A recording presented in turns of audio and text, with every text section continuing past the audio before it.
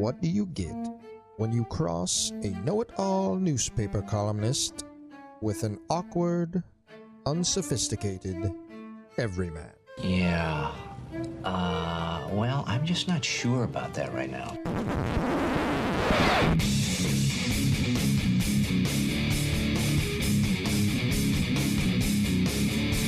Welcome to Couch and the Roo. Welcome to Couch and the Roo, presented by Skymint Premium Cannabis, inspiring all of us to live better, look better, and mostly feel better every damn day of our lives. And our Thursday night show, brought to you by our friends at Cask & Company Kitchen and Bar and Front 43 Neighborhood Pub, just north of Frandor on Lake Lansing Road. Jesus. We should fix this in post. Just north of Frandor on East Saginaw, near the East Lansing border. Too many Groovy Donuts live reads in my past, and as always, and in your future, and in my future. Let's be really honest about all this. And as always, great MSU game day specials at Cask & Company in Front 43. 450 pints of Bell's, Ellison Founders and Shorts, $5 mugs of Miller Lite, Bud Light, Labatt's, Spartan Burgers, Spartan Fries, MSU Rolls, Spartan Rolls. Lots of really good stuff on special. If you're watching any MSU basketball or football game, Jason, how you doing, man? He's got a stupid-looking face. Hey, man, where do I find out, like, where 496, like, the exit there is shut down? Did I miss that memo or something? Yeah. I know it's local, but, you're going to set me off. I know that you get pissed off by it, but I think I'm on your team now because I'm like, what the fuck? Did anyone tell me? Okay. Anyway. There's an MDOT tweet coming now. Now that I know you're fired up, I will. There's a guy at MDOT who does not love when I tweet at them, and sometimes it's unjustified. But yes, you have to give people. One of my big pet peeves in construction is I understand the necessity of construction. Sometimes not, but most of the time. Mm-hmm. Like when the whole idea of fix the damn roads came out, I was like, well, really? Do we want that? I mean, how bad is it? That was more my approach to it. But in 5 years, you're going to be blown away. Yeah. Like to me, any project that takes 10 years should never be done. Dude, there's going to be construction for the rest of our lives, right? Right, but on a certain road. Like I remember in Kalamazoo, where I lived at one point. Yeah, I heard. They were like, they're going to widen 94, and anyway, it was going to take 10 years. And I was like, most people don't live there that long. That should housing prices should decline. That makes life there suck. Like, no project that's going to take 10 years. And you need to lie to us. Say 5, 7 years. Yes, it can't be. Say a decade. Can't be more than 10% of a lifespan. No project should ever take that long. And the one over on you talk about the MSU exit where you can either go off Kalamazoo or headed towards downtown. Oh, that's called Trowbridge the other way. No. 496 headed towards here, headed towards the downtown area. I couldn't. It was blocked off, so I had to take. Was it Trowbridge over there? Your local news and weather. Yeah. Well, so anyway. I just was I supposed to pay attention to something? Or? There's a bunch of them now that have, and you have to give people notice, not just before they get off the exit, but like a mile ahead before they make decisions. That's the common courtesy of construction. Yeah, not the exit and then the arrow to get over. Well, or the for a while at one point at the East Lansing exit where you could still take 127, they didn't tell you that the East Lansing part of that was closed. So now you were forced to go a different way once you got off the exit already. That stuff, that shit can't happen. So the MDOT, the MDOT person that runs the Twitter account doesn't like you? Or he doesn't not like me. He just sometimes there have been times where I've been quick to tweet at MDOT. Are you wrong though? Sometimes. Yeah, it's like the weather thing with getting all those reports. It's like I don't know. Right. Tried to go at the weather people, but no, we've got a good show here. We are going to talk to Brendan Quinn here in a few minutes, and then we are going to dig into your Groovy Donut Twitter questions. Some fantastic stuff as always. Before we get to Brendan, we're going to talk a lot of MSU basketball through the Twitter questions. The latest thing I'm hearing on the question I'm getting a lot is about the MSU or the Minnesota game being rescheduled next, which would probably be next Thursday, March 2nd. And Tom Izzo today was asked about it and was a little annoyed with the Big Ten office for not sort of taking charge and saying this is just what's going to happen. And my sense of the thing is that Minnesota doesn't really care. That Rutgers is the team that really has to be convinced, because they have to move a road game at Minnesota. Rutgers has to move from Thursday to Tuesday to make way for that to happen, for that Michigan State game to play Minnesota on Thursday in East Lansing. And from a basketball perspective, it makes all the sense in the world for Rutgers, I think, because you'd have a shorter prep for Minnesota on the road and a longer prep for Northwestern at home. Didn't Minnesota have 2 games that had to be postponed? They've had a lot of things. Minnesota's had a lot of stuff going on, and they've had to reschedule a bunch, and they're just getting smacked everywhere they are, and it's a rough go. But I don't know that they're not willing to play. What I don't really here's the thing. To me, this is morbid. But if MSU really wants to play this game, they can.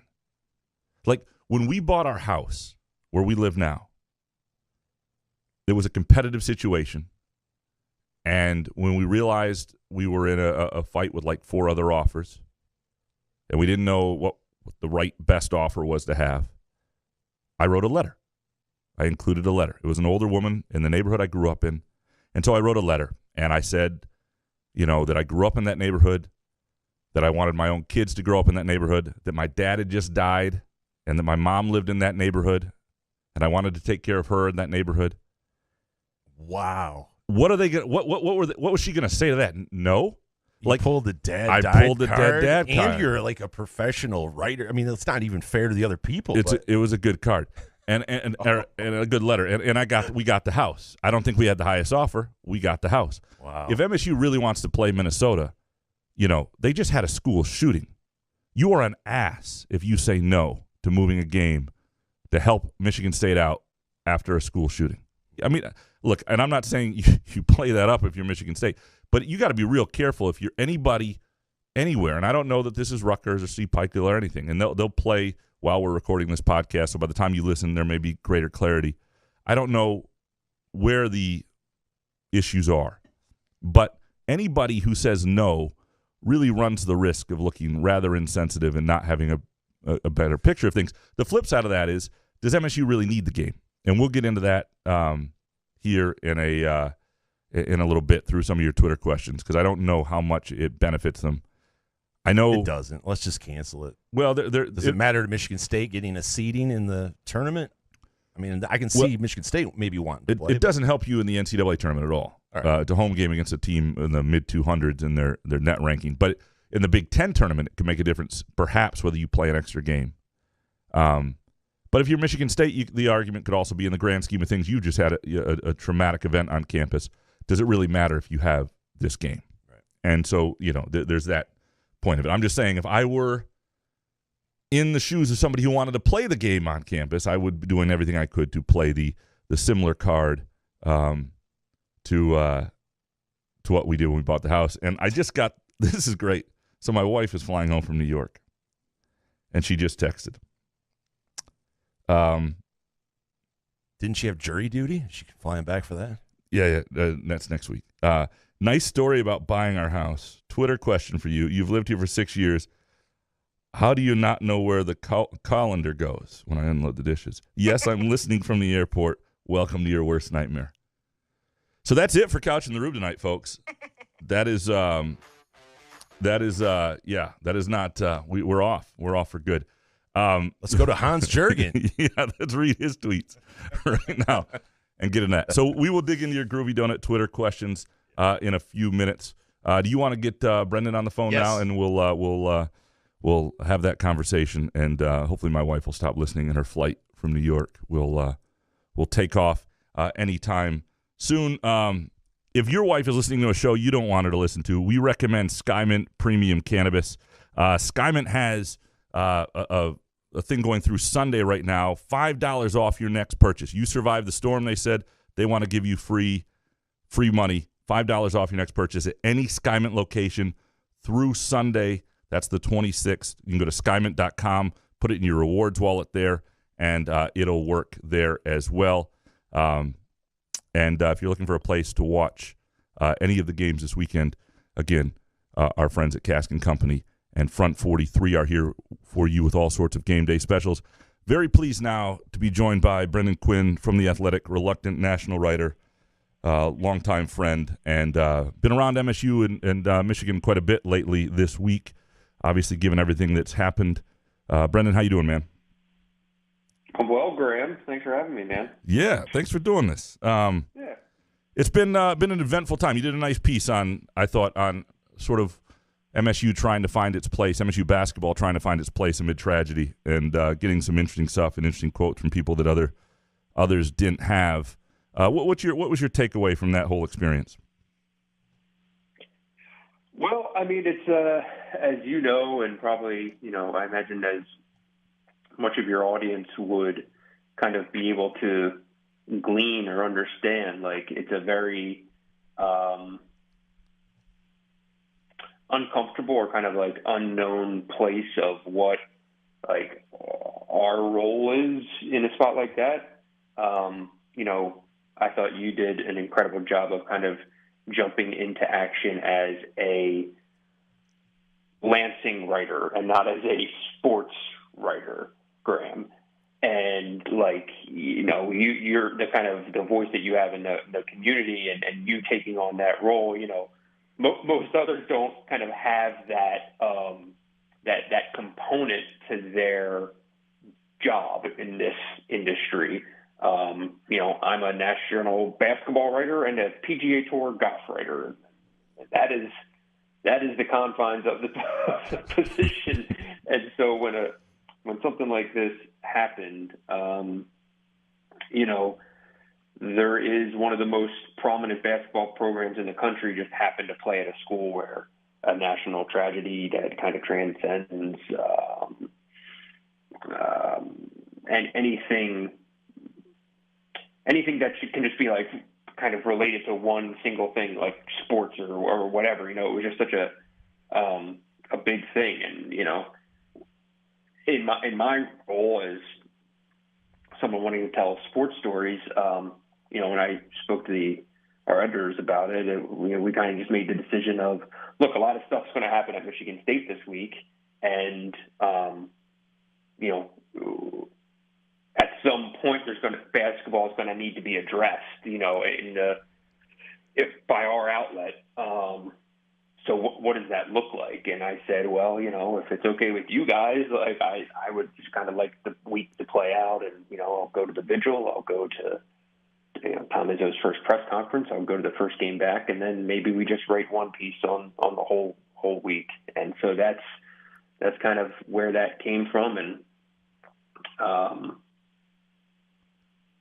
it was a terribly difficult thing to write and do and kind of get your arms around. And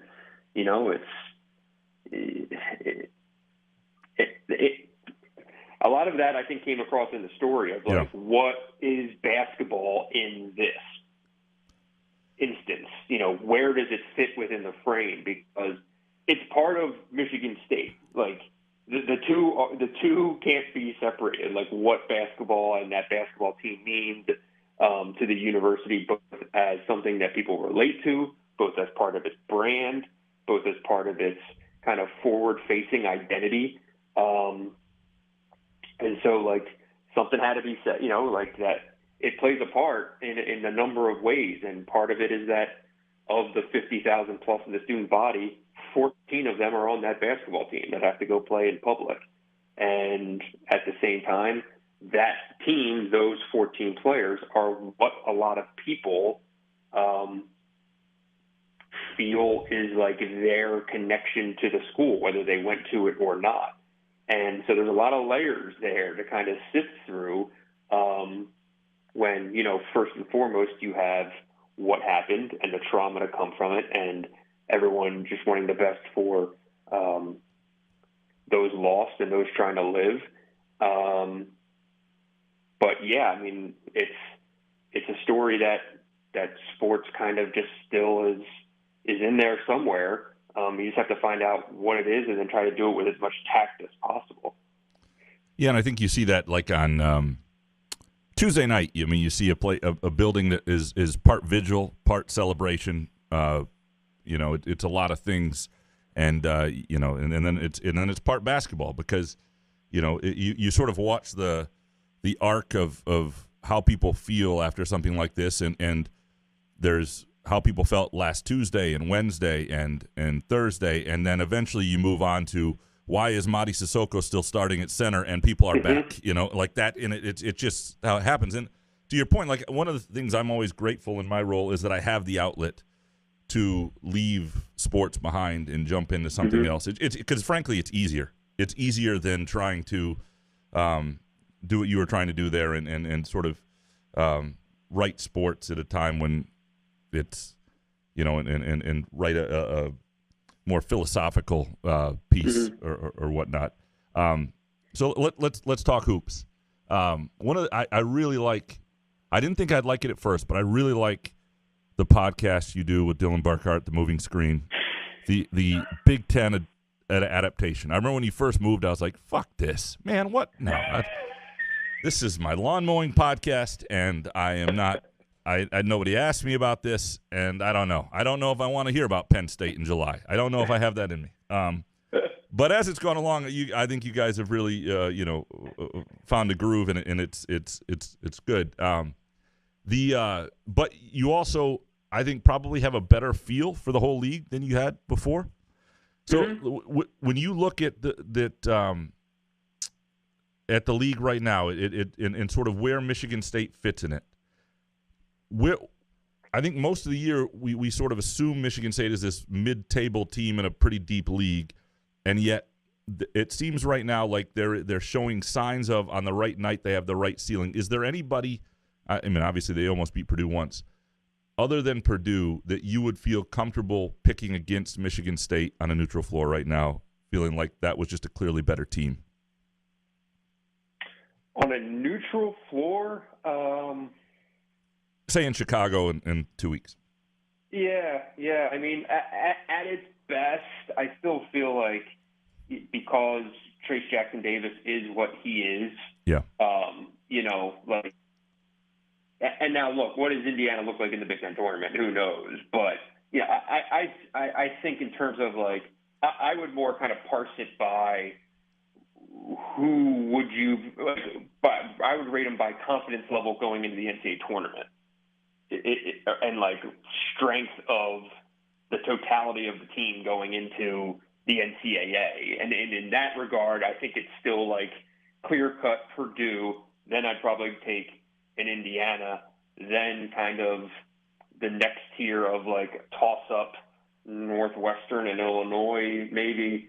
And then like in the next group, Michigan State right there is how I would kind of – if there's any – I don't know if there's any clear lines of demarcation there other than Purdue and then everyone else, but it's, to me, in terms of March, that's kind of how I would order it. If Michigan State had Julius Marble, what does that team look like? And frankly, from what I've seen from Marble this year, Julius Marble this year is better than the Julius Marble they lost. I just think he's been, I don't know, I think he's been more consistent at least. But that said, he's played a larger role. If Julius Marble is on this Michigan State team, what does it look like? Yeah, I mean, he'd be playing 28 minutes a game, probably. I don't think that's an exaggeration. Right now, he's playing anywhere from 20 to 30 plus for a team that's Texas A&M's like 13-3 or something in the SEC. Yeah. I mean, he's been having a great year. He's efficient. He's finishing in the paint. He's defensive versatility. He's a really reliable player, and it's exactly what this group is missing. And it kind of goes to the transfer portal conversation that we had in the offseason, where I understand where Tom Izzo was coming from and saying, look, I'm not going to jump guys and I'm not going to recruit over my own team and all that stuff. But then, like, the ultimate counter was, but yeah, Tom, like, how many minutes was Julius Marble going to play next year? And the second those minutes came available, they should have been replaced. Yeah, right, that's the counter. It's not that if you don't lose Marble, you are recruiting over your own team. And there were people even before Marble left that wanted, I think, them to look to replace, and so that would have been an easier claim that no, we develop guys, and that's not something I want to do. And if Marble had the kind of year at Texas A&M he's having, if he had that year at Michigan State, it would have proven Izzo's point in a lot of ways. But yeah, no, I think that would have been the counter that Izzo could have sold to Sissoko and young players is we're just replacing a guy we lost in the portal. We're not replacing you. We still think you have a valuable role. We want to develop you. We just and what would be interesting now is I think Sissoko would lose confidence if he were to be replaced in the starting lineup by Jackson Kohler tomorrow. Like I would never recommend that. Trying to get the most out of your roster you have today and the reality that as is, I think even if you're taking Sissoko out after 2.5 minutes, he's starting. That's his identity. But if you ask Sissoko, who, I talked to the other night and just said, I've struggled at times. I'm still learning the game and struggles with confidence. And I don't think he would have minded having another big man if he had to do it over again. I'm sure at the beginning of the year he wanted to be the guy, but he's had some rough moments where he's sort of lost his way a little bit. And I wonder what those deep down, if he wouldn't mind being, a prominent backup and playing a little different role where because he might be viewed differently, too, if he was the guy who came in and swatted the ball off people's faces and was the energy guy and alley-oop dunked and people knew had limitations and all that. Yeah, I mean, anything regarding, like, what a successful season for Mady Sissoko, like what that would look like this year, was still ended with him being a bottom third center in the Big Ten. Like there was just no real world scenario where he was going to jump from a guy who gave basically 6 spastic minutes and a few fouls per game to being like a top half of the Big Ten center. That wasn't happening. And like, yeah, he had a great start to the year and his performances against Gonzaga and those things. And like, a lot of it was like he made a couple of good defensive plays and he caught a couple passes off rolls and dunked it. And that was it. There was no world where he was going to be like developing a low post game or things like that. So yeah, I mean, whether he would have been offended by being recruited over or not is like, well, guess what? I mean, this is the world. This is how it works when you're, playing at the highest level of college basketball.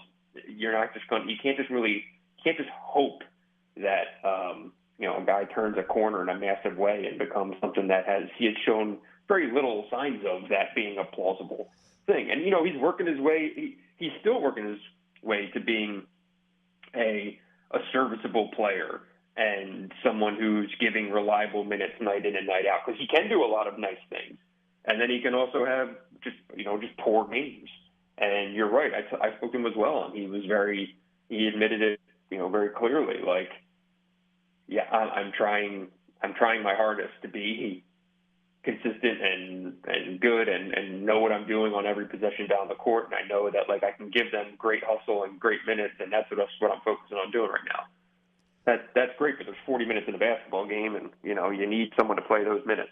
I was a little more fooled by his start, and I think, but I've been fooled before. I'm the one who wrote the column after they beat Duke in the pandemic year that let's never look up or Google because it deserves to be burned. But the just about how they had pretty much replaced the Cassius Winston team with a better team that then barely made the NCAA tournament. But but I was a little more fooled just because I thought he had a chance. I thought he was raw enough that maybe he had an off season. And that he might be able to rebound at a fairly high level, and maybe that would make the difference. Let me ask you. So the reality is what it is for Michigan State. We see them play at home a certain way, and there are all sorts of feel good home games, and the way the Indiana game. There's a lot happening in that arena that night. And they played pretty well for the last 26 minutes. What is this Michigan State's team ceiling to you when they get the good version of A.J. Hoggard, if they get the energy? Like on a given night, are they because it's a given night sport, right? It's a one-and-done type sport. Is this a team that can be dangerous in March, or is this a team that's more likely to look like they have the last 2 NCAA tournaments where they just don't quite have enough? Yeah, I think with the right draw, the right seed, I mean, these games are important right now.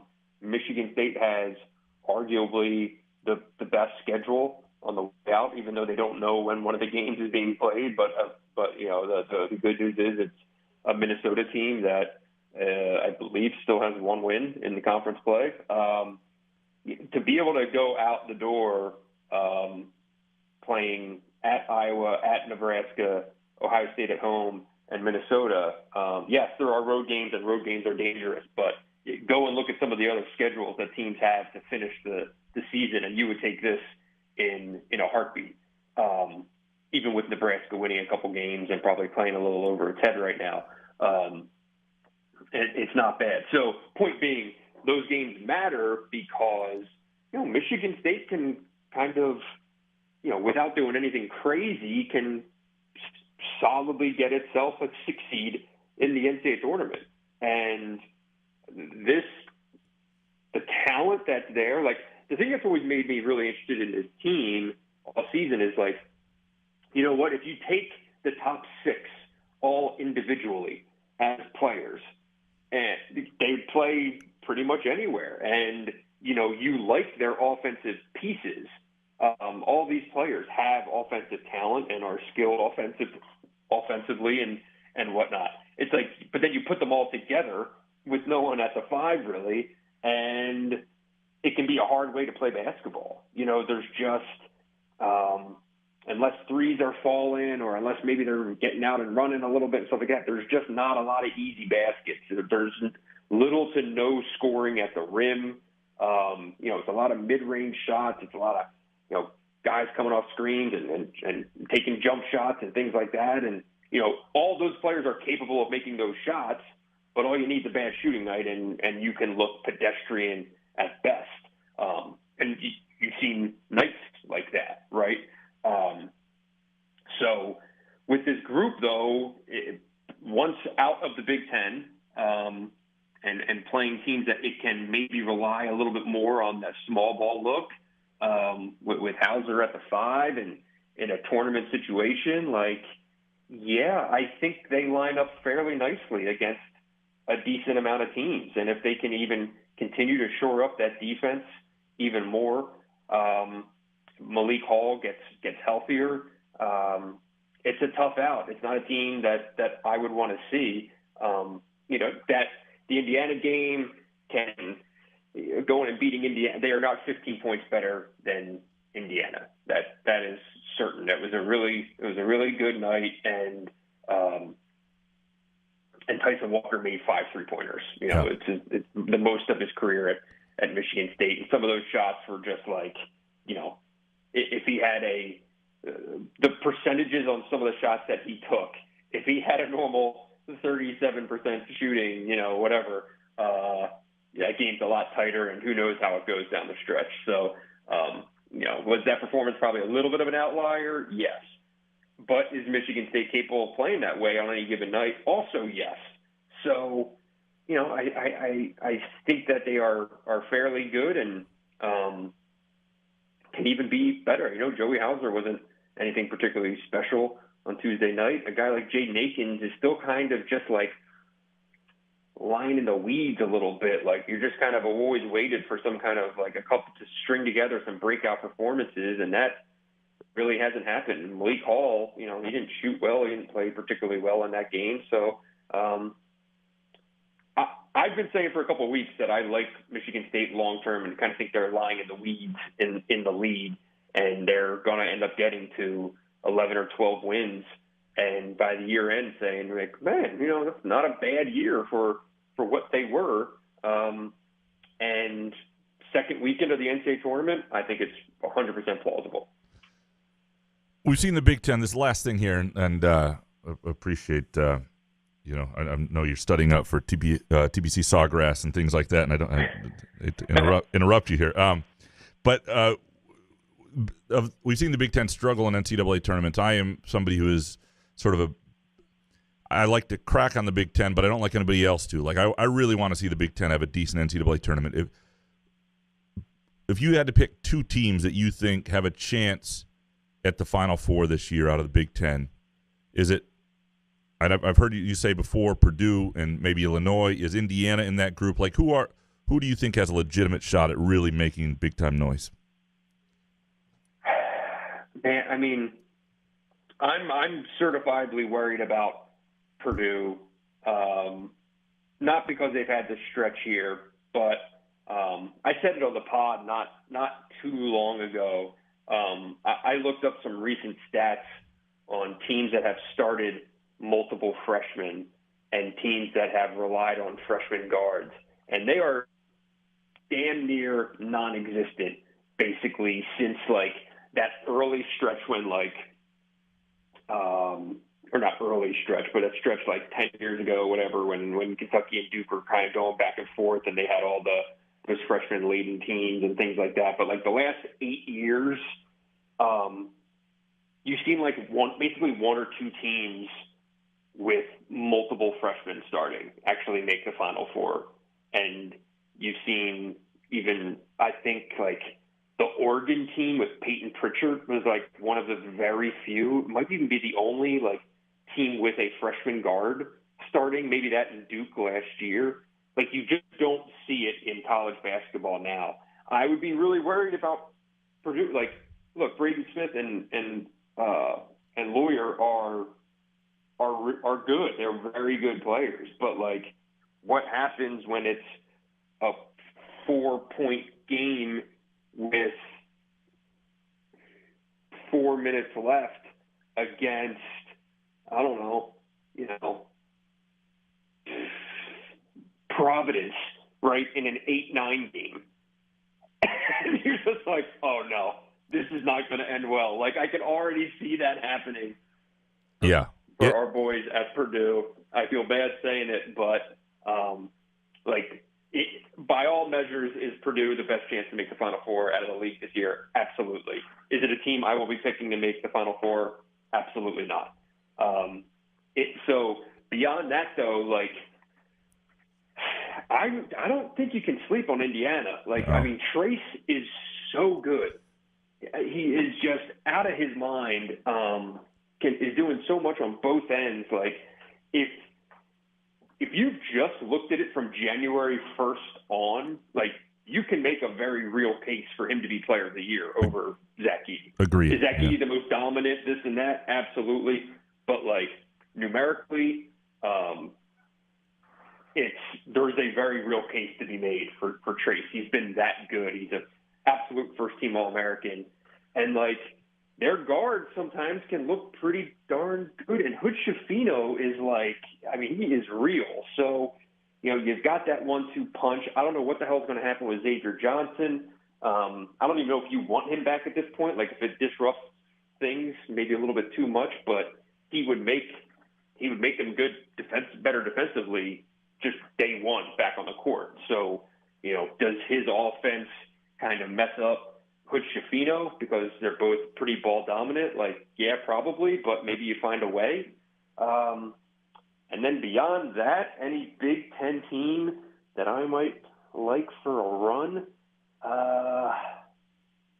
Man, I really don't like any of them. Like, I would say Michigan State probably has just as good of a chance as anybody to go win 4 games and pull it out of its ass. Like, Northwestern, healthy Illinois. I just don't see it with the offense. Maryland, I don't see it unless they have to, for some reason, move some games to College Park. Rutgers, no. Yeah. Illinois, I just find to be so consistently dysfunctional that, like, they're going to end up looking great in their first-round game, and then we're all going to say, oh, my God, Illinois is going to go to the Final Four, and they just put it all together, and then they're going to go lose to a team that upset somebody in the first round in the second round. That's my bet. Whatever Cinderella goes to Sweet 16, they go through Illinois. And Iowa, no. Michigan, no. So, sure, I'll take Michigan State. Yeah, well, no, it's that's the thing. When everybody's within a half game of when a half game separates third place from ninth place, there really is no wrong answer. That's sort of where there may also be no right answer for the Big Ten either. So, Brendan, it was great seeing you. I trust I'll see you at the in Lincoln on Tuesday night, and we can go to the Speakeasy bar that we like so much, and that'll be that. So, I will find a story for you if that's what it takes. just give me the hard pitch, and I'm sure the expense department won't really know why they're getting billed on Lincoln, but I'm sure they'll approve it.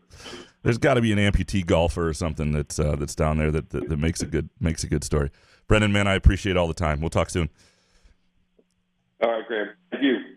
That is Brendan Quinn, national writer, senior national writer, I'll call him, from The Athletic. Great stuff. You know that. He wrote a really good piece on the everything happening in Michigan State. He's written a lot of good stuff over the years. Any thoughts from that? What's up with you and amputees? Amputees always the amputee that delivered your groceries that you want to do a leg sweep on, and now you're just making fun of. I didn't want to do a leg sweep on the amputee. No, amputees are sort offended. It's the default great story. Like, so, God, this is really callous. This is awful, and we'll maybe have to fix this in post. But what I mean is, like, when you're looking for a good story, sometimes, for example, if you reach out to like a number of high school athletic directors or coaches, and you're like, hey, if you have any good stories at your school, because you may be covering an area like we do with like 50 high schools, and you're not going to hear about all these kids. So if they have somebody they think would make an interesting story, reach out. Some pitches are good, some aren't. And what you're trying to avoid is the story where somebody says, hey, we've got sisters on our team. Like, what's the story? Like, you know what I mean? Like, that's what you get back. They're related. Yeah, but how is that interesting? People have sisters, you know? It's a good read. I guess so. But if you have, like, an amputee who's on the team, that is unique and interesting. And so that's an example that gets thrown around a little bit. That's awful. They're playing a sport without a limb or two. It's not. It's clicks. Can't believe we actually said that. Indiana, I don't know about Indiana. You guys think Indiana has a possibility to make a Final Four? I think I like Northwestern over Indiana. But, I mean, all these Big Ten teams, they just beat each other up, right? I mean, their away records, other than Purdue and Northwestern, are pretty bad. Well, like, Iowa is one of the most fascinating teams because Iowa's won 7 straight Big Ten games at home. They've scored 90 or more points in 4 of those, 80 in all of them.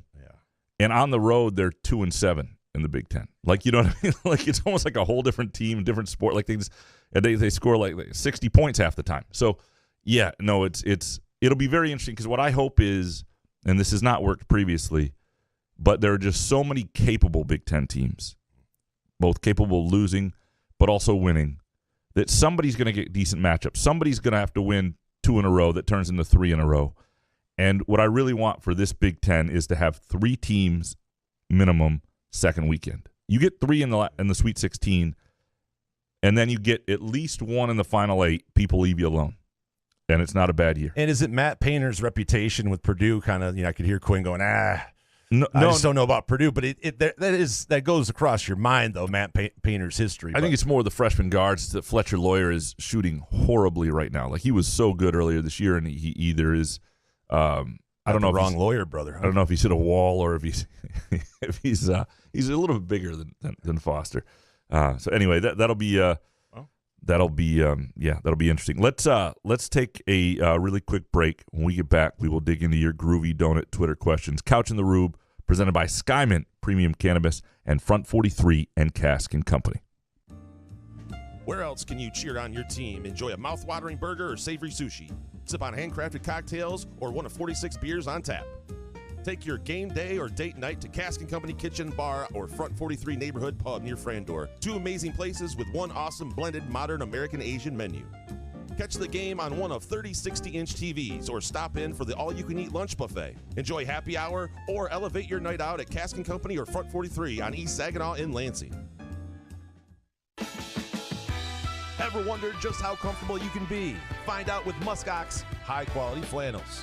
Muskox is a Detroit-based company that creates durable comfort that'll last a lifetime. Muskox flannels are thoughtfully designed with 100% cotton that is ethically sourced and double brushed for softness. This will be the softest flannel you'll ever buy, guaranteed.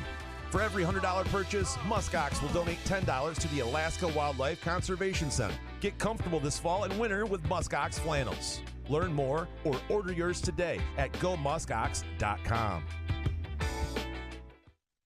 Christmas is around the corner and beautiful jewelry is on her Christmas list. So where will you go to buy that gorgeous diamond ring, or that sparkly diamond necklace, or that incredible diamond bracelet? Medawar Jewelers' 4 locations by the Lansing Mall by Meridian Mall in Jackson and in Portage have the largest selection and the latest designs of beautiful jewelry that she's been dreaming of. If an engagement ring is on your mind, come into Medawar Jewelers and let our professional staff explain to you all about natural and lab-created diamonds. Our diamonds are set by master jewelers whose passion for their art shows so clearly in each and every piece. So, for that perfect gift that's on her Christmas list, come into Medawar's by the Lansing Mall by Meridian Mall in Jackson and in Portage, and we'll help you find it.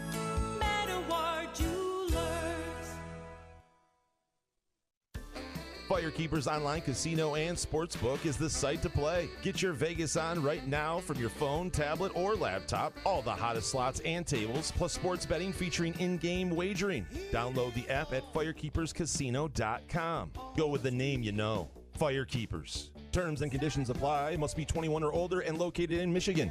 Gambling problem? Call the Michigan Problem Gambling Helpline at 1-800-270-7117.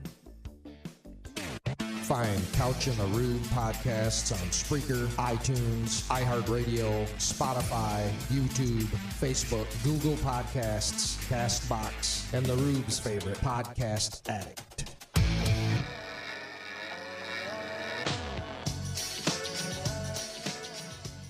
Couch in the Rube, presented by Skyman Premium Cannabis, and our Thursday night show brought to you by our friends at Front 43 Neighborhood Pub and Cask & Company Kitchen and Bar.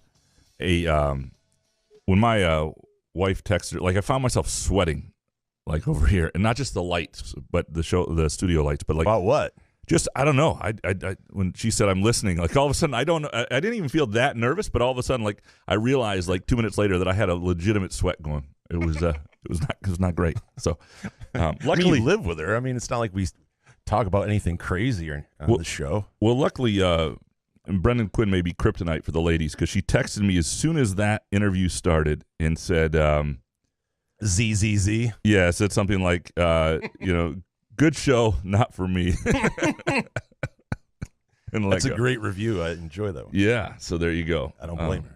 Yeah, I don't know if she was thrilled about me telling people about jury duty. Who cares? Yeah, right. What do you say? Again, that's why she can't listen, because we get you're running critiques. scared, Couch. That's not good. I know. Can you imagine me talking to girls in, like, middle school and high school? How bad I was? Hey, I'm with you, but I wouldn't apologize for talking about jury duty. It's not like you gave the case out or anything. That's that's later. That's during the actual Twitter quiz. I don't even know that stuff, because she's been very, very ethical about this. She does not share. She can't tell me about the case until it's over. Then she can say everything, and then we'll talk about it here. And that's how you get out of it. You'd be like, I don't know if you should pick me. I'm going to blabber about a bunch of shit here. I have a problem with I can't keep a secret worth of shit. Yeah. So we are going to dig here into your Groovy Donut Twitter questions. Quickly, Groovy Donuts, and we'll keep you posted if this changes over the weekend on our social media channels and theirs. They got hit with the power outage during the and it's not great. So yeah, they're not going to be able to, and might not be open at all this weekend, which sucks.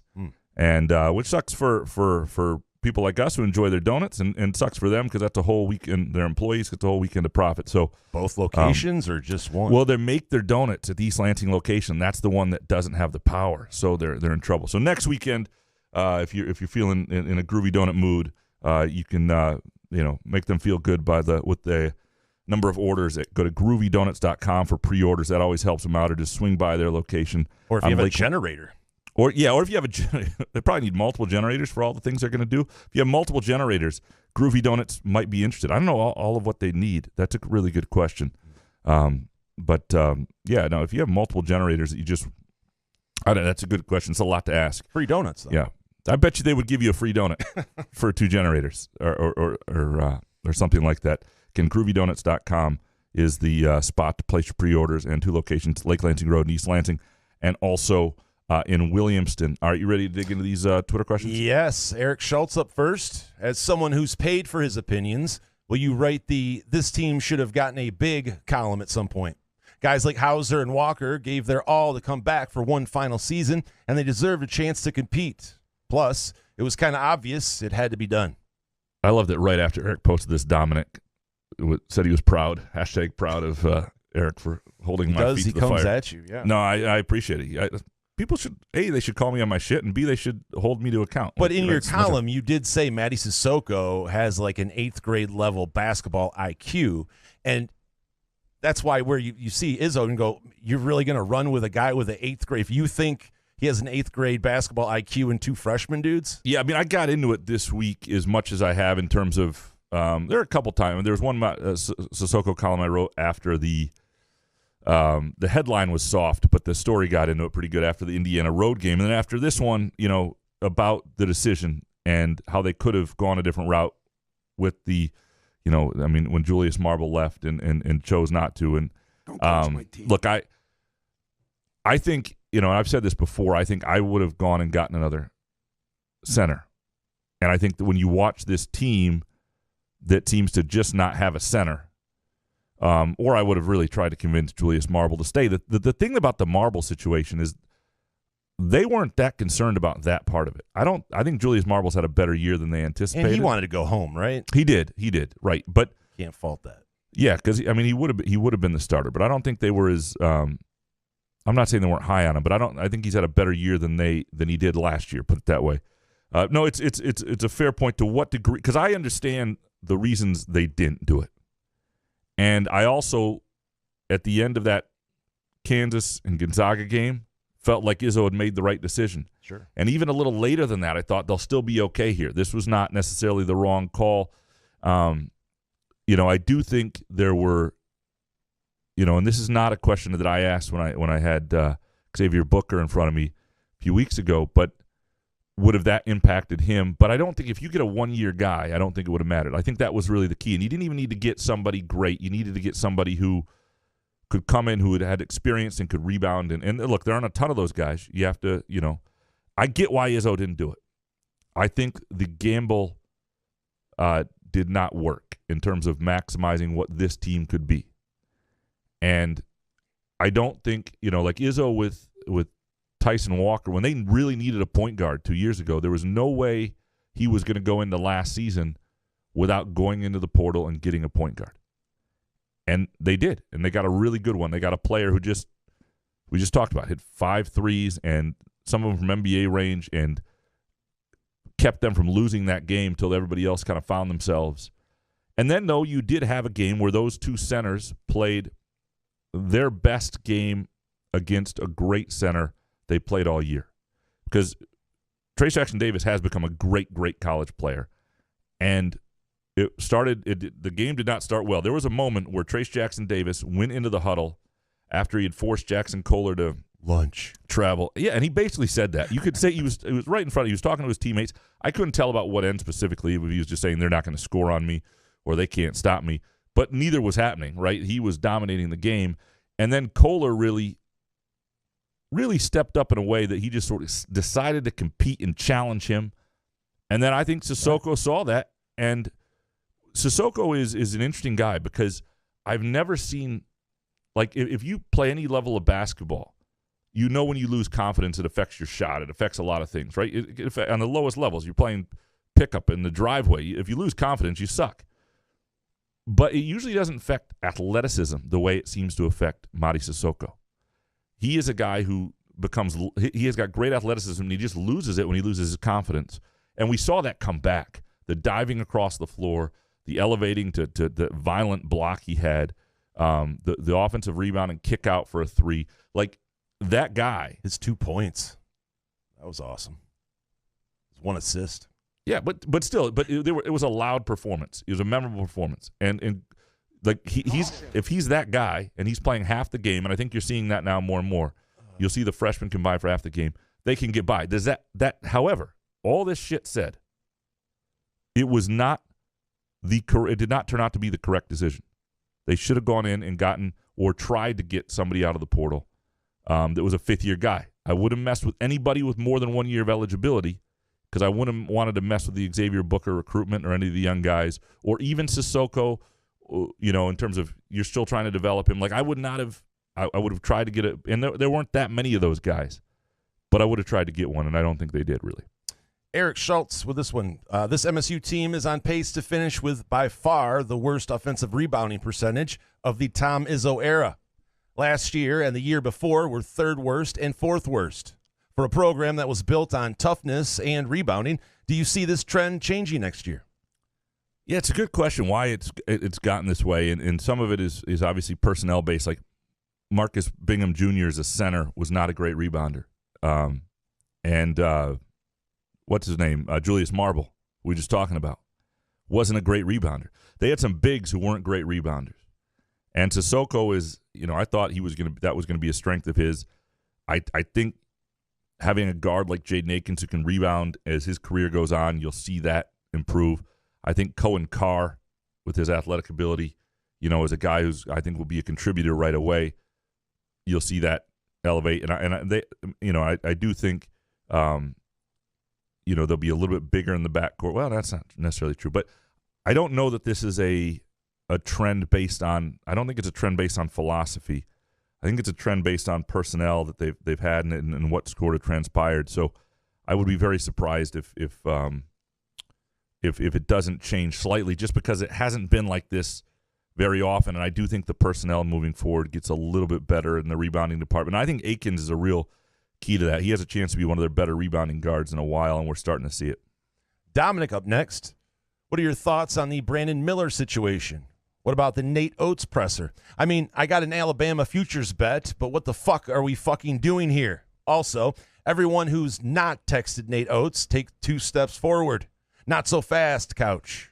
James Harden asked the same thing. Same for Mojo, JoJo, and from DMB and Jeff Peterson, who also assume he wouldn't be a candidate for MSU or at MSU now. Yeah, I think Oates' brand has been tarnished significantly here, right? I mean, there's no doubt. By the time Izzo retires, though, I think we'll forget about it. Well, the other thing is, if Izzo coaches another 5 years, a lot is going to happen in 5 years. So there is time to reclaim your reputation a little bit. But he is not. Nate Oates, it was one of the worst press conferences I've ever heard. It was almost as callous as me saying MSU should, if they really want to play this game against Minnesota, look at the circumstances and write a letter, so to speak. But no, it was. But if Brandon Miller averaged 7 points a game, right, you think he would have played. That's the problem. And I do understand what schools go through a little bit in this in terms of suspending guys who aren't involved in crimes, because it looks like they did something wrong, or it brings their involvement into something to light when criminal proceedings may be going on in the background that need to be fleshed out. And so I understand that can be tricky, right? I mean, that I know MSU struggled. You go back to the Keith Appling, Adrian Payne stuff on campus years and years ago, and people say, well, they didn't punish them, and they weren't charged. Which back then, look, there were different thresholds for how we covered sexual assault and all that stuff. But I know from MSU's perspective, if you publicly punish those two guys, then their names are out there for doing something, right? So there was a little bit of a conundrum. Now, this is a different situation. I'm just saying I understand that sometimes the legal side of things makes it complex with how to handle things in-house. That said, you brought a gun. It's a murder. You brought a gun, right, to someone who then killed somebody or is alleged to have killed somebody, and a woman was murdered. Like, there has to be a repercussion for that. There has to be. That is too serious. That is not something that you just, because, number one, it's not just serious because, it deserves accountability. It's serious because it's troubling. And I tried to think about myself and all the stupid shit that I would do, and I think about all the stupid shit that you would do at that age. And everybody does stupid shit when they're 19 and 20 occasionally. Not a gun, though. That is not one of those things. Yeah. I can tell you right now, at no age, if a friend asked me to bring their gun, would I do it? Or would I not do it without a whole lot of questions? And especially if you're a future lottery pick. Like, what are you doing? Or just somebody who wants to live your life free and not be involved in a violent crime on a night that could go bad when people have been drinking at a bar. There are a lot of things. You know what I mean? Like, I get that that's a real, is somebody who was at one point thinking, boy, that'd be a nice third overall pick for the Pistons. There are some questions about his decision making there. There's some questions about still obviously his role in it. I don't know what his role is, and I do want to be. It's difficult because what we know so far is the lawyer for Brandon Miller's statement that basically countered some of this, or basically said, but that's the best case. That's his lawyer.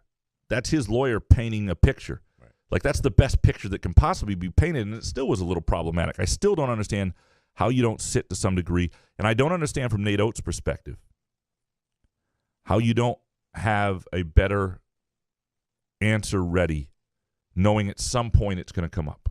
Just be a little prepared at that level of. I mean, it's just a little. You might not want to wing something like that, right? Like, you don't say wrong place, wrong time, or whatever. It's just never. Yeah, when you bring a gun to someone, it's not great. No, take that out of there. No, it's not good. And I think if you looked at, there's some weird stuff today where like he had like 41 points last night. Brandon Miller did. Yeah, hit the shot to send it to overtime. They won the game. South Carolina covered though. They did cover. Yeah, and then a lot of us were on South Carolina for that reason, which is another callous well, I thing. jumped on it, and then I heard he was playing. I was like, but it's still 16.5. But it's a lot weighing on those guys, right? Yeah. And then they didn't really like. I mean, I don't think he was on it was barely mentioned on the school's website. Like, you know what I mean? Like, the school is trying to sort of distance himself from it, and yet he's playing. It's a weird, bad situation, and I don't know. This could have been handled a lot differently earlier, because now you're in a spot where it looks like you don't care that one of your players did something really serious or was involved to some degree, and in a night that resulted in the death of a young woman. And it's not good. It's not bad. A DUI or a parking ticket that got out of hand or something. It's like a murder thing. I feel like if you find out the information they had at that time, you got to sit them at last night's game. So DUIs are problematic, right? But what I've always said about DUIs, as bad as DUIs are, and if especially, there are lots of people. There are people listening to this podcast who have lost loved ones to drunk drivers and stuff. It's an incredibly serious offense, and we don't do it as much. There's really zero excuse anymore with all the ride shares and other things in this country. But at least you're making that decision drunk. And I don't know. That's not a good one. You're a good lawyer.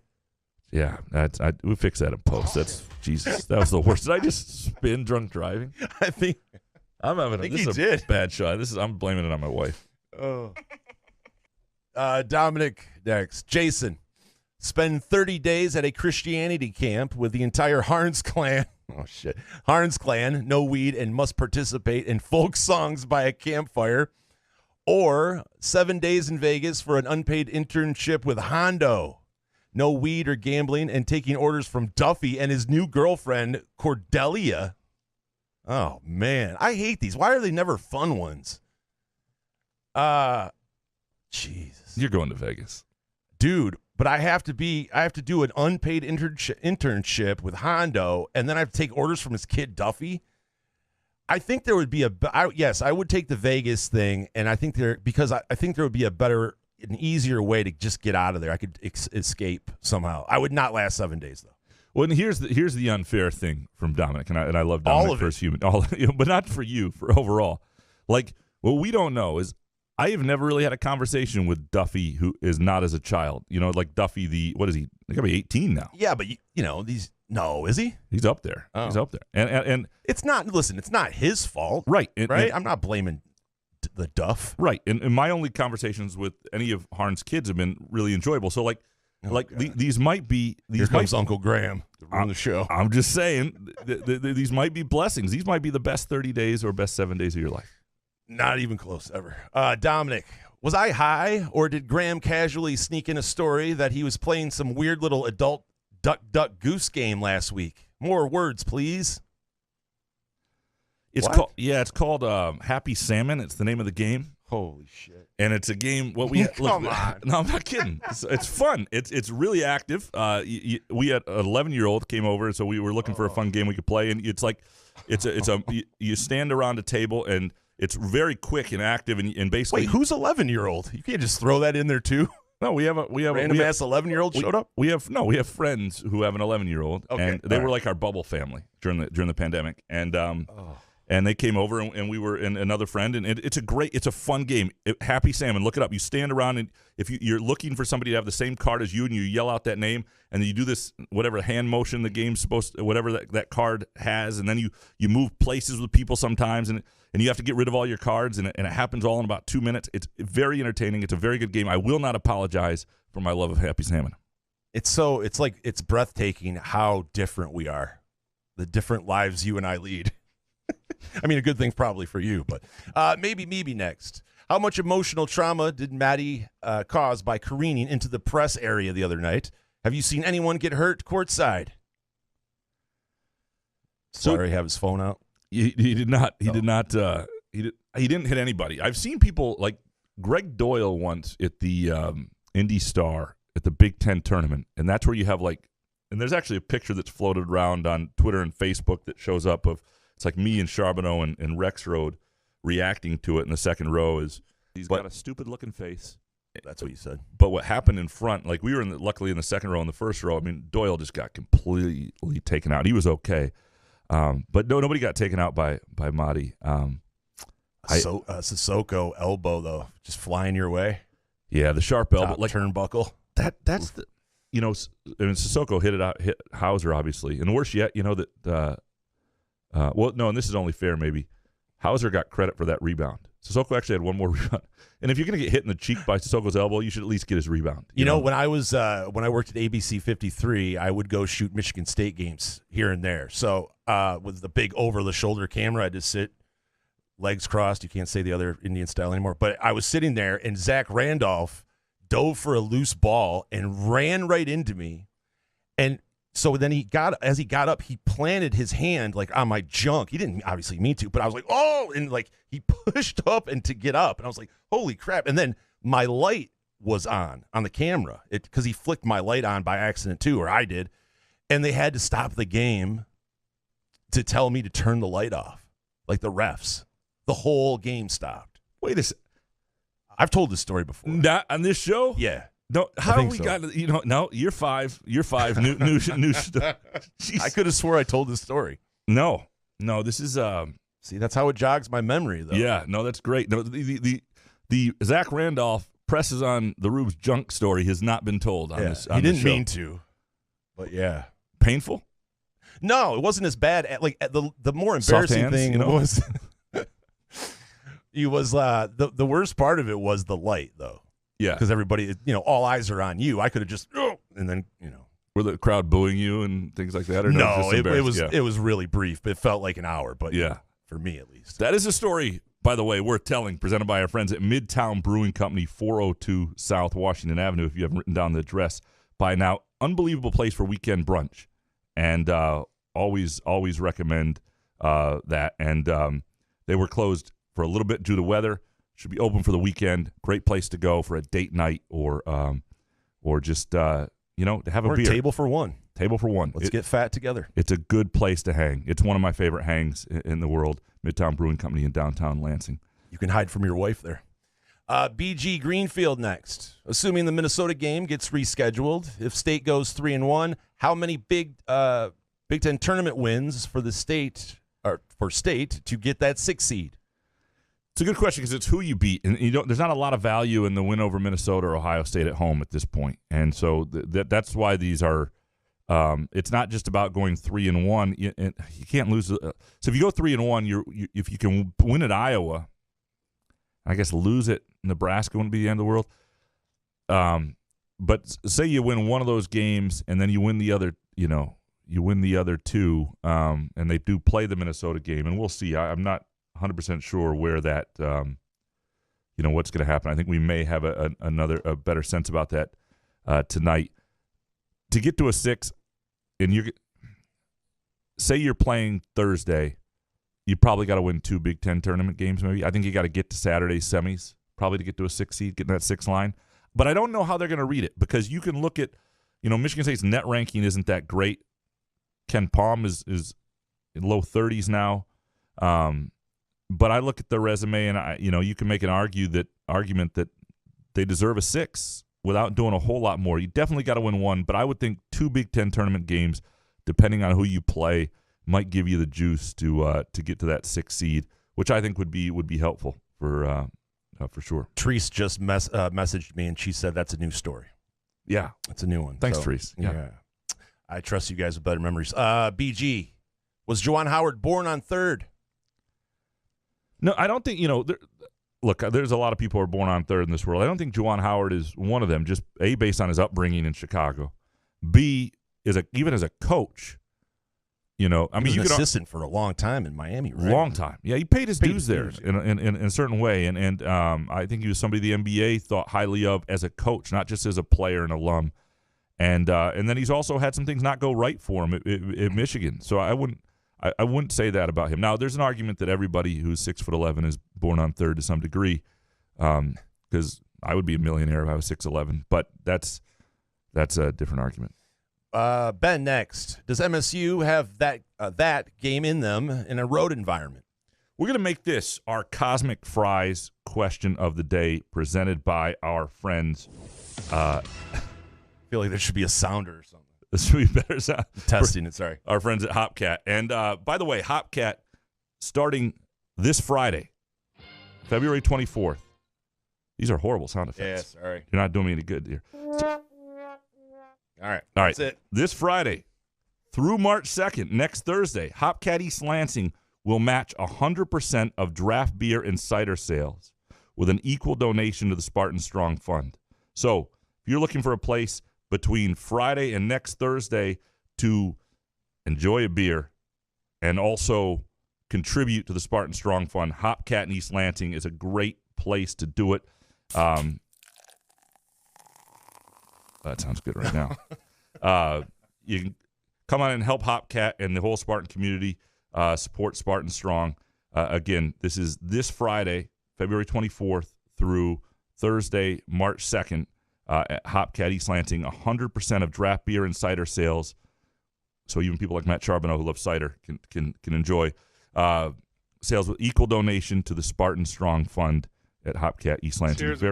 Very cool thing being done there. And you can also get, Cosmic Fries and, Peyton Thornburger and lots of good stuff while you are at Hopcat as well. To the question. Yeah. Does MSU have that game in them in a road environment? I think this is a really good question because it's not just the road environment, but it would help if what they're going to face in Iowa City and Nebraska, which is playing a lot better and is a terrific basketball environment. One of my favorite road trips, probably because the hotel is in this great district right next to the arena. But you're going to find out. And I know that the games are neutral site in Chicago. They're neutral site in the NCAA tournament. But we haven't seen MSU in a while play that road game where you go, that's a level of toughness. That's something else. And look, they're not going to have all the things that elevated them against Indiana. That was the first time they've scored 80 points since the Buffalo game, right? It's not who this team is. But to play a really complete game, or I didn't even play a complete game against Indiana, but a really strong stretch of basketball, to look a little different offensively, to get what they got out of their center position, to get the guard play they got in the second half especially. Those are the things that they need to see, and you're not going to see until you need to see it on a neutral court. You're not going to. The best alternative to that is a road game, because what happens at home is, Iowa will tell you, is not entirely bullshit, but it's elevated by atmosphere and crowd, and things happen at home that are just easier. And just look at Michigan State. They lose by double digits to Indiana on the road. They beat Indiana by double digits at home. They get just manhandled at Purdue. And then they lose by 1 at Purdue at home. There's just so many good examples of that. And, they only beat Iowa by 2 at home. What do they have against this to me is a fascinating game because it's a great matchup for Michigan State in a lot of ways. I think personnel-wise, I think they got a good counter for Chris Murray with Malik Hall. They did a great job on him sort of bullying him and bothering him last time and defending the perimeter. But it's a venue where a lot has gone wrong for them, and they just haven't been that successful, and Iowa's been really good there. Ben, you mentioned Michigan, Twin Cities last week. Which is your fave? Ovid Elsie, Standish, Sterling, or Bad Axe Ubly? I didn't know Bad Axe had another. Yeah, Lansing, East Lansing's a pretty good one, Sister Portage, Kalamazoo. Not bad. Don't ruin our July topic. Yeah, sorry. This is, Give it all away. Yeah, Ovid Elsie is good, But is Ovid Elsie really a sister twin city? Or are they only connected by a high school? Like, does anybody out in Ovid think of Elsie like is part of them? I really haven't hit the pavement in Ovid to talk to the people. Kind of keep to ourselves. That's what makes Ovid great. Stay in your yard. They stay in theirs. It's great. It's quiet. Well, if you get forced to tell a conversation, tell them about, Zach Randolph grabbing your junk. Yeah, he's 6'11". Andrew Gauthier next. Watching Izzo's emotional reactions throughout the game and during his talk was something else. Do you think there will ever be another guy like him, perhaps at any college going forward? Longevity, connection to the school, area, etc. I mean, he's been there 40 years, and, there are other schools that have connections to coaches for a long, long time, but, it's unlikely to happen in our lifetimes that MSU will have another person that's that connected and that special. But I mean, at all, like, not even just Michigan State. Will there be another, like, Izzo kind of guy? I just don't think so. Like Mike Leach, he was just his own kind of guy. Izzo, you just can't replicate that. Well, and there have been guys who have been the school. I mean, Izzo is a more emotional version of Krzyzewski, but he was Duke, right? He was that. And there have been football coaches who are there a long time. No, it's a good question, especially in this day and age where there are guys will go somewhere and stay, and it'll just be their place. And there are examples that are probably, evading me right now, but there's got to be a young coach out there that winds up staying, that winds up being really important to their school. And but a lot of times, people choose not to stay. Like Lincoln Riley could have had that life at Oklahoma had he chose to have it, right? And you decide you'd rather go to USC and live in Southern California.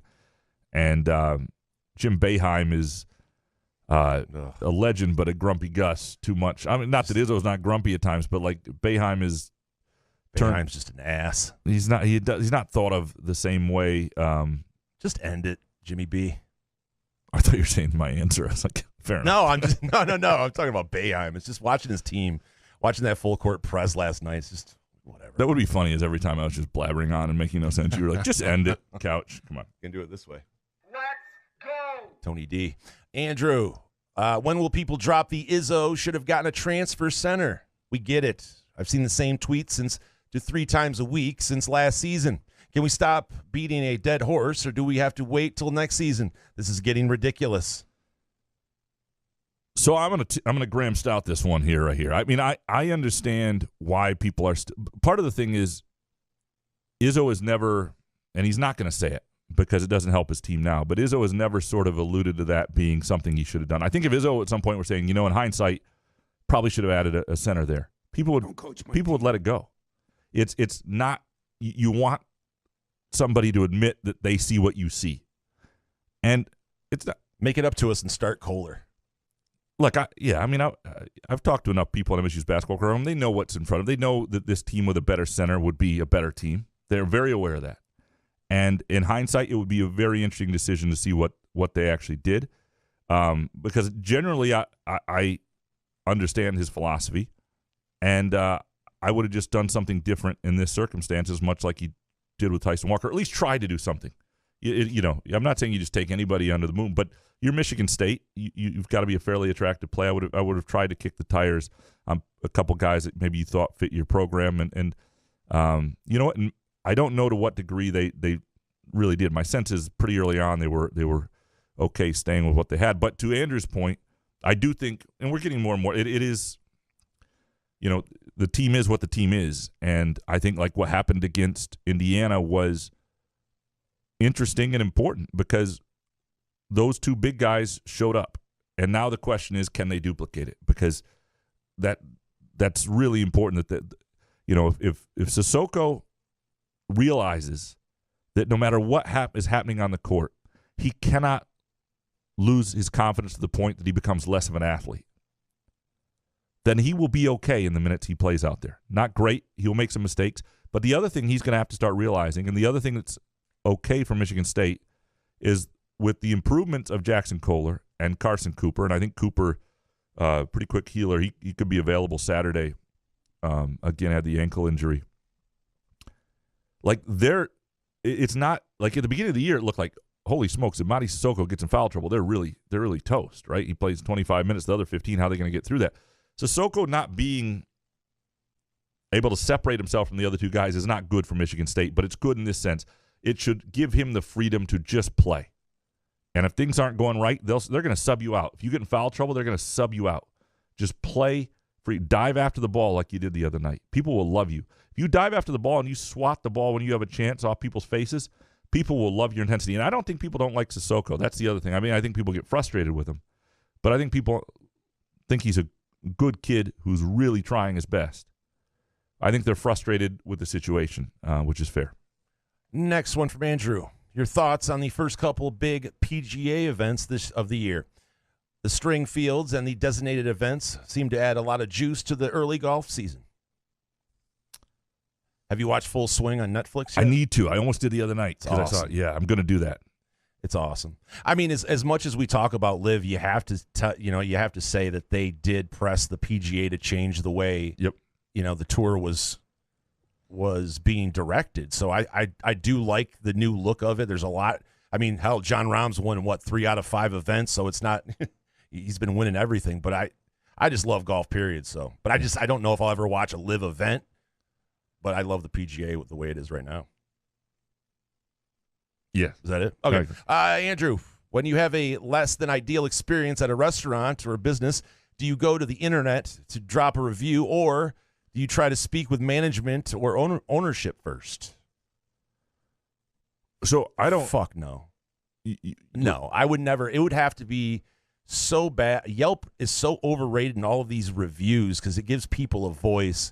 And if I would have to look at something, if it's more than 5 people, they're like, give it a 1 star, then maybe. But I'm not going to let anyone direct my shit because people are ass and they will get on Yelp and they think they fucking run the place. So I could never. My mother and my grandmother, when I was younger, were always rude to waiters and waitresses. I just can't do it.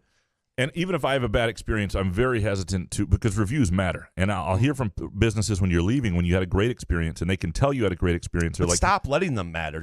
Just go and see what for yourself. But they're going to matter to the business. So if the business tells you it matters, like to me, like I'll write a good review for a place. It would take a lot for me to write a bad review because I know how that can affect people, and I know how it can just be one bad day for somebody. Or if it was something where I was like, this is a place you really want to avoid because this place is. Listen, I've been to Reno's and I haven't said a word. So if I'm not going to say anything there, I'm not going to say anything anywhere. Cross off sponsors. Fuck. No, I'm just kidding. We wouldn't do that. They know it. Yeah. I mean, look. Dude, I'm not the only one to ever say that. Look, I have had my fair share of great nights at said establishment, but there's a reason that much better places like Front 43 and Cask and Company and Hopcat are and Midtown Brewing Company are our spots because we just don't have those issues. Kevin in Rochester Hills, who will have the greatest impact for the remainder of the season, Kohler or Sissoko? This is a good question. I don't know. Jackson Bird. Yeah, needs more reps. Let's do it. Kohler probably has more room to grow quickly, and the thing about him is if he plays with the 7 rebound, 1 block shot sort of, I'm going to give you some shit on the other end, energy that he did the other night. I've got to, boy, it's a good question. What? You don't think you can start Sissoko? No, you have to start. Excuse me, Kohler over Sissoko. No, you have to start Sissoko. I'm just saying greater impact. Why? I think it's Kohler. You do? Why not? What's it? Because you get off to slow starts every fucking game. That's why. Okay, that's a fair argument. I don't know. I think we've got a good enough sample size. Yeah, of Sissoko. But I would start Sissoko. I do not want to lose Sissoko upstairs. I want to keep his confidence and keep him growing as well. And I think even if I've got to sub him out some games, they're doing a good job of this. 2.5 minutes, not a great start for him. They go with Kohler. They go with Cooper. They play those guys half the game. I don't think it's. I think when you make that change, it is a traumatic change, and it would mess with Sissoko, and you might lose him a little bit. Next from Kevin. How many people would care if the Pistons were no longer in Detroit? A lot of people. I would care. Where are they going? Well, he's just paying right now. I mean, they're just kind of an after. I do miss Auburn Hills. I'm not going to lie, but there's no Palace anymore. So, right. If they weren't, they weren't technically in Detroit. But if the Detroit Pistons didn't exist, if it was the Seattle, if they replaced, it was the Seattle Pistons. Oh, shit. I would That's be what he's sad. saying. Hell yeah, dude. Yeah. Does he want me to cry? I mean, what are we doing here? Yeah, I didn't know they were going to go away. It would be awful. Oh. Chris Eastlick, the chief meteorologist, next. After the full recruiting class, do you think MSU is better or worse next season? Better be better. Yeah. I think he might have had another question. I lost it here, so I apologize, Chris. Screwing the chief. Sorry. You had a big couple days with the weather. This is a good question because I thought originally they were going to be worse next year. The offensive line, in terms of who's coming back and who they were able to bring in, I think should be at least as good. They need them to be better. And then it really is, did they add enough on defense? Do they have enough people coming back to improve there? I think offensively they'll be okay. Because even at quarterback, one of two things is going to happen. Either you've got an upgrade because you've got a young player with a higher ceiling, or Peyton Thorne wins the job, and in theory, you've got a senior who's going to have their best year, right? So you should be okay at quarterback. You should be, I think, Keon Coleman, the receivers are fine. The running back's fine. The line will be no worse than last year. And to me, can they take a step defensively and become a team that's not just trying to get by on defense and survive its defense and be somebody that has an identity on that side, and I don't know the answer to that. But so I don't know that they'll be better. I think they'll be probably pretty similar if you had to ask me. Dana Davis next. I just happened to watch Julius Marble playing for Texas A&M last night, and they beat Tennessee. Can you talk about that? Yeah, I mean, what the cruelness of that was the game that was on that kept people from watching Michigan State, Indiana. So you've got Julius Marble putting up points and right in everybody's face. I'm happy for Marble. I'm happy it's worked out because early in the year I wasn't sure. He was sort of playing 17 minutes sometimes. You have a good game here and then kind of non-existent. And but again, he did go back home. He wanted to go back home. So it's not like he just left because of the playing time situation or something. No, like he was going to start, and he knew it. Yeah. Like, it's a totally different deal with him. So that's why he can't be bummed out by seeing it. I'm just more kind of happy for him. But no, and the thing that's going to happen, though, is, keep this in mind. In this new world where there's no sitting out when you transfer, this is going to happen all the time. You're going to feel like, boy, they developed that guy. It's going to be harder to imagine a team 3 years down the road because the odds that somebody is going to leave are just greater and greater. I mean, Michigan State is probably going to lose somebody this year unexpectedly, right? I'm not saying that's just the odds throughout college basketball. Liz Frank, man. What do you mean, Liz? Liz is just jumps out at you, grabs your foot. It'll be a transfer. Carson Cooper. Be a transfer. But I don't know. But yeah, like for example, Michigan State's got a big man coming in next year, and they've got 3 big men coming back. Are you telling me all those guys? Obviously, all 3 of those guys are coming back. If you told me they did, and I would totally believe you. And I think the reason they've got a chance to come back is that 2 of them are real young players that have had enough success this year and had a taste of it that they could see their future at Michigan State. Sissoko, where's he going to go? And they've treated him well, and I think he likes it at MSU. And so there's a real good chance they do get all 3. But if you told me one of them left, this is, and you didn't see it coming, that's going to be college basketball now, and that's going to be frustrating. And I think for that reason also, Izzo in his final chapter here is going to have to occasionally get a little more comfortable getting in the portal, and not to replace guys he's trying to develop, but to replace guys who've left. DeUper next. Why can't ESPN do a better job scheduling these games? Not only did I have to miss the first 10 minutes of the State game, I had to watch Julius Marble going off for 21-9 in an upset of Tennessee. Good for him, but it stings. You want to blame the refs because college refs are ass, and they reviewed everything in that fucking game. Yeah. It's a ref show, and I hate it. Here's the thing. We can't be in 2023 with 2-hour windows for college basketball. Right. 2 hours and 15 minutes does the trick. It just, every once in a while, there's a game that goes longer than that or too much shorter than that. Like, I mean, I like a good replay or something like that, but every other play, they were just sitting there. I mean, just call a call. It's ridiculous. Call a call. There was one game Michigan State played somewhere that was like an hour and like 52 minutes, and they had to like fill, and it was not great. But well, then it's on ESPN fucking news, and I got to go search around for that. And no, that's the other. I got to go on the other TV to get the app on. Yep, that's the other thing. Yeah, it's hard. You know, people's DVRs get screwed up. It's not on the same channel. Yeah, you gotta.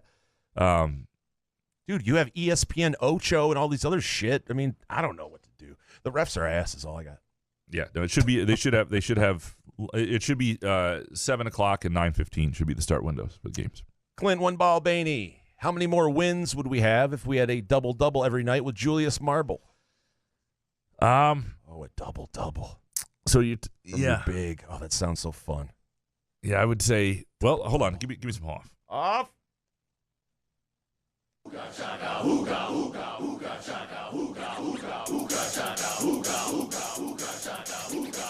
I can't stop this feeling deep inside. All right, so let's go through their losses.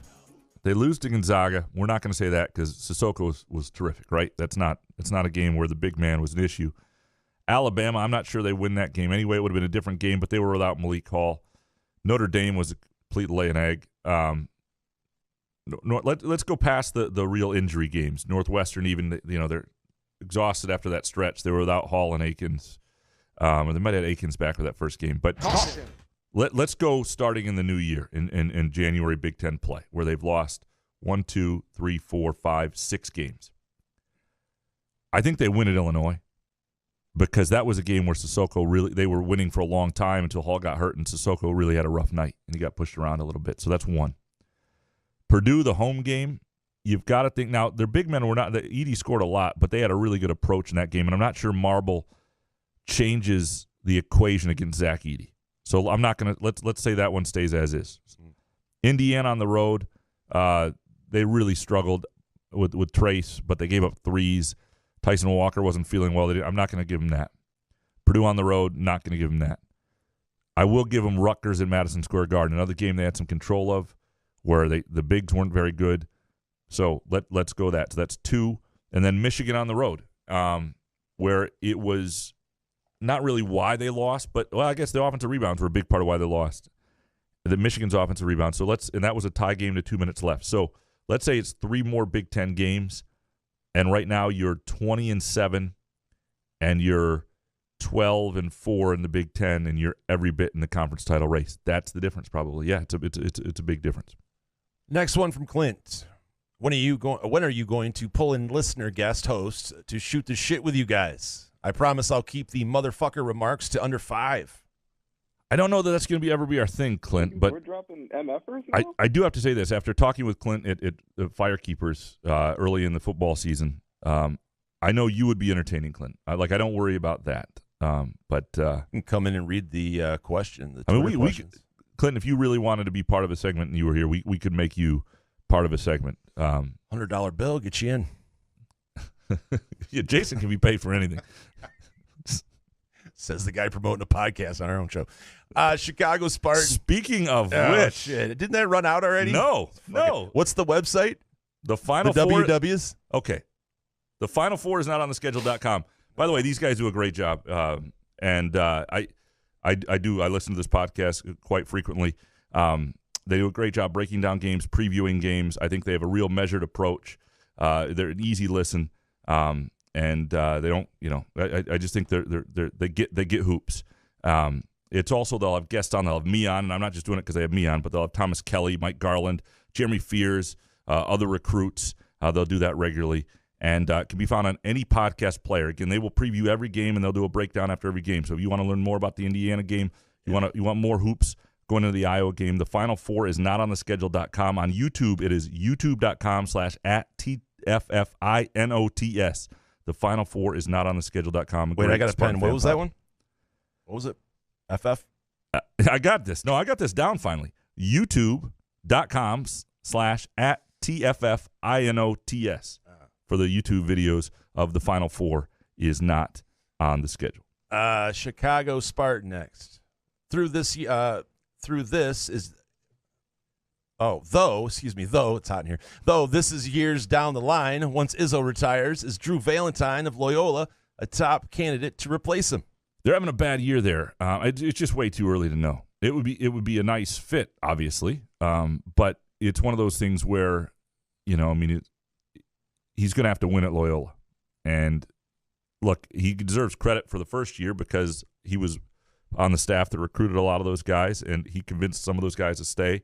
They're going as a younger team, sort of a rebuild here, but he's going to actually have to do it there, which he should. I mean, that's the thing. You want a guy who has to. You want guys who have to coach at the highest level long enough that you want to know that Nate Oates isn't going to handle certain pressure situations very well. You want to know what Drew Valentine's going to do when he has to rebuild a roster. You're going to hand over the program that Izzo has built and kept with a really high floor for a long, long time, and you ideally want somebody who can continue to push for Final Fours and that sort of thing, but also you don't want to see that floor fall out.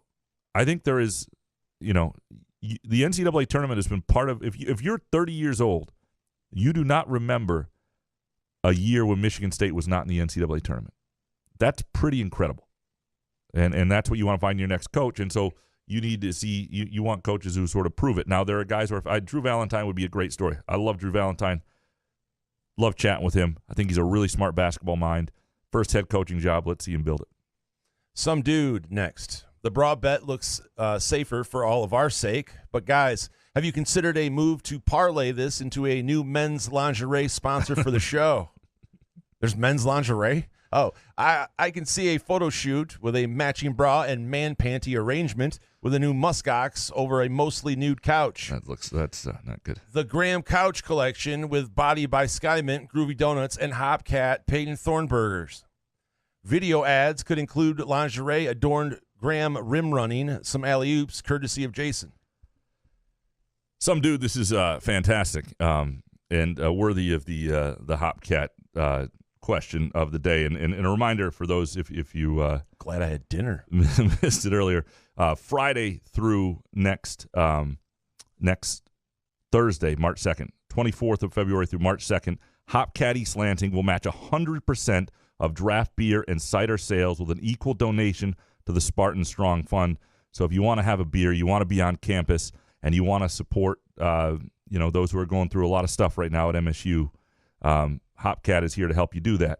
And just go to Hopcat in East Lansing Friday the 24th through March 2nd, and any beer or cider sale, they'll match that donation to the Spartan Strong Fund. Very cool thing they're doing there. As for some dude's recommendation, this is I can't imagine anything in the world that would do a sponsor worse than a mostly nude couch. Your wife agrees, I'm sure. Yeah. Jim Harden next. Shouldn't the tournament committee take into account the Malik Hall injury when seeding MSU? Maybe deserve a bump up one seed line. So it's tough because, yes, in certain ways, Malik, but he's been out a big part of the year, and they are better with him. Although there were some times that he wasn't playing that well either. But almost every team has lost one player of pretty large importance. Rutgers has been just decimated now just by losing a really good role player. Now he's not coming back this year, and so that the committee can't take that into effect. But with none of those losses they've had count, if he was coming back, like every team's had this. So I do. To me, where it really matters is if Michigan State makes a run. Say Michigan State gets to the final of the Big Ten tournament, wins the next 4 games, is really playing well, and Malik Hall is playing well. And then it's like, well, not only did they win these games having him playing well again, but this was all the time they were without him. They probably would have won this and this game as well. Then it's a fair argument. But I think it's really hard for the committee to understand that. And I would love to see the committee, the looks on their faces if someone brought up the Malik Hall injury. They should bump it up a seed. Well, they don't care. Yeah. Now, well, please. In theory, that's what they're supposed to consider. But everybody has an injury. Yeah. It's Liz Frank. Chuck Nichols next. Does Tyson Walker have any eligibility left with COVID year? If so, what would be the chances he'd return? So, yes, he does have eligibility left. He has one more year if he wants it. So that's that. Then this goes to the point made also by just to counter Eric's points, to hold him to account when he said guys like Joey Hauser and Tyson Walker gave their all to come back for one final season. This was Walker's senior year. Now Hauser, this is sort of his second senior year, but yeah, he does have another year. The odds that I don't know what they are. It's a good question. My sense has always been that Malik Hall would be more likely to return. I don't know if Malik Hall will. I don't know what will happen there. But Walker, if he wanted to play another year at Michigan State, and this is where NIL is interesting because Tyson Walker is going to make a lot of money overseas. He's a shot maker. He's quick as heck. He's going to make a lot of money overseas. He might get a look in the summer league too, but he's a small guard. Those guys have tough times making it in the NBA. But there's a certain amount of money that would bring him back. Now, when you have young guards coming in, you need other guys to develop. You have, Jeremy Fears Jr. coming in to play alongside perhaps AJ Hogard, and do you interrupt the development with all these fifth-year guys coming back? Does that disrupt what you have going on? I don't know, but for a price, NIL money, Tyson Walker would probably consider it. Ryan Allen next. What scenario is more likely? Tyson Walker and Malik Hall return to MSU with a top 3 recruiting class, or Michigan loses Kobe Buffkin, Jet Howard, and Hunter Dickinson with the 43rd ranked class coming in next year, and no player ranked inside the top 75. I really don't know. Like Buffkin, where's Buffkin ranked right now? He's climbing up on boards. Jet Howard, I think, is probably gone. Hunter Dickinson is a great question because the NBA still doesn't want him. I think he's going to make more money at Michigan, right? And he really hasn't gotten that much better. Like Trace Jackson Davis is a guy that I look at and go, well, he's taken considerable leaps. Like I've now become curious if he's an NBA player because the way he can handle the ball, the way his athleticism, his strength, like I think he can defend a lot of guys, and yeah, he's not a guy who can shoot, but I'm starting to wonder if Trace Jackson Davis doesn't find a niche in at the next level. I don't see it with Hunter Dickinson. He's just not quick enough, and it's a good question. What scenario is more likely? I would say it's more likely that MSU keeps Walker and Buffkin, Howard, Dickinson all leave. I guess it could happen. I don't think Walker and Hall both return. I would be very surprised. So I'll say what's more likely is, but see, this is a negative. I don't know the answer to this. I'm struggling to figure it out. Can we fix that in post, along with most of the show? Yeah. Sports Guy 1919. Does it give you confidence MSU can make a run based on their phenomenal home record and knowing every NCAA tourney game is on a neutral court? And from Paul E. Show, how good do you think this MSU team will be on a neutral court? Well, we've seen them on a neutral court this year a little bit, and they've been okay. We saw them on a boat. We saw them in a pro arena. We've seen them when they were beat up in Portland to some degree. So yeah, definitely there's a line between the road game and neutral courts that's or road game and home game that is neutral courts, and so this is the worst answer ever. This is literally the worst answer ever. I had something I wanted to say, and I totally screwed it up. This is where us being live just sucks, Jason, because I would absolutely edit that. So when I do that other podcast, Spartan Speak, this is where because I don't want it to be used, and I know I need Phil Friend to edit it out. I say fuck, fuckity fuck. And then Phil is forced to, because it's a corporate podcast, to remove it. I'm sure Phil appreciates that. He does very much so. That's his panic mode is, did he miss any fucks? To the question, again, I apologize. I don't know how good they can be on a neutral court. I don't think they've been very good on the road. I think they've been very good at times at home. And so that's why going on the road and having some success would give you confidence that on a neutral court they could also be pretty good. We've seen Michigan State in certain years get it together late in years and have good runs on neutral courts at the Big Ten tournament. We've seen it, and then it spill over. That said, those years we've also seen signs of it on the road in Big Ten play. So let's see what happens these next two games. Sports Guy 1919. Better chance for MSU to win Big Ten tourney. 4 seed and face Purdue in the semis, or 6 seed and avoid them until the finals? I would say 6 seed. Yeah. You probably want to just, because what you want is, it's a really good question. When will you be freshest? And actually, no. take that back. You want the fewest number of games. So 4 seed gets you on Friday, face Purdue in the semi Saturday.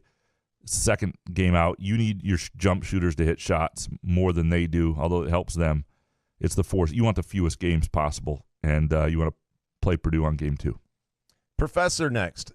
MSU outscored Indiana by 23 from the time I sent a ready for the bra tweet. Do I get to claim credits for the comeback victory? I saw that tweet, and almost immediately MSU dominated. So, yes, it is all you, Professor. Next one from Professor. Is Tyson Walker a good enough scorer to play in the NBA? I don't think so. He's a 14-point-a-game scorer in Michigan State, really good college player who's capable of a 30-point night, 25-point nights at the college level. And it's not that he's a guy who can defend and get into people, but he's a point guard at the next level, and maybe he could shoot it well enough. But the guys who do, the guys who really are that small and have careers are so elite, and they're usually a little bit bigger. I struggle to think his size is going to happen. I do think he'll have a chance he'll be on a summer league roster, and so he'll get a look against other guys who are. He'd have to really shoot an elite level. Professor, MSU outscored. Professor, is Tyson Walker? I read that one. Kurt Wisniewski. I need to scroll down. Which MSU football player gets their name on the Hopcat crack fries? So Peyton Thorne got it this year. Who? Well, he got the burger. He got the burger. Who gets the fries? Who would be the player? Who's the next big star? Is it Keon Coleman? Crack fries? Well, you don't want crack fries. Cosmic fries. Is he cosmic?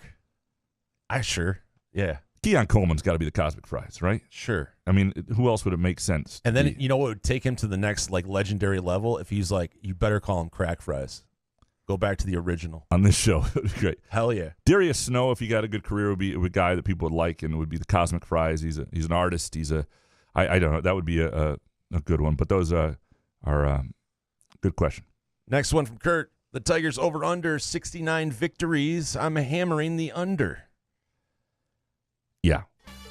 Buenos tardes. It is time for the Detroit Tigers Gambling Update with Gramanito Couch and Jason Nick. But you were very confident the other day. No, I'm taking the over, but this is one of the times that I'm going against my gut because I don't think it's that far off. It's not if their over under was 73, I couldn't do it. If it was 65, I would definitely go over. I think it's about right. They're probably going to be. So you're not as confident anymore? No, I'm confident I'm going to take it. I'm all in on it because I want to be able to root for them, and I think they're going to have a chance at it. I don't think this will be one of those things they can't get to even by August. You're like, no way they hit the over under. I think that'll be in question throughout the season. So that will make it fun to root for them by having the over, and to me, that's worth losing the money to have them. I don't think they've added much to their team. I don't know that they're better than last year, other than last year was just – they weren't even that good 2 years ago, and they nearly won half their games. Last year was a shit year. They got off to a horrible start. I don't know. I hope I'm wrong. I just would hammer the under.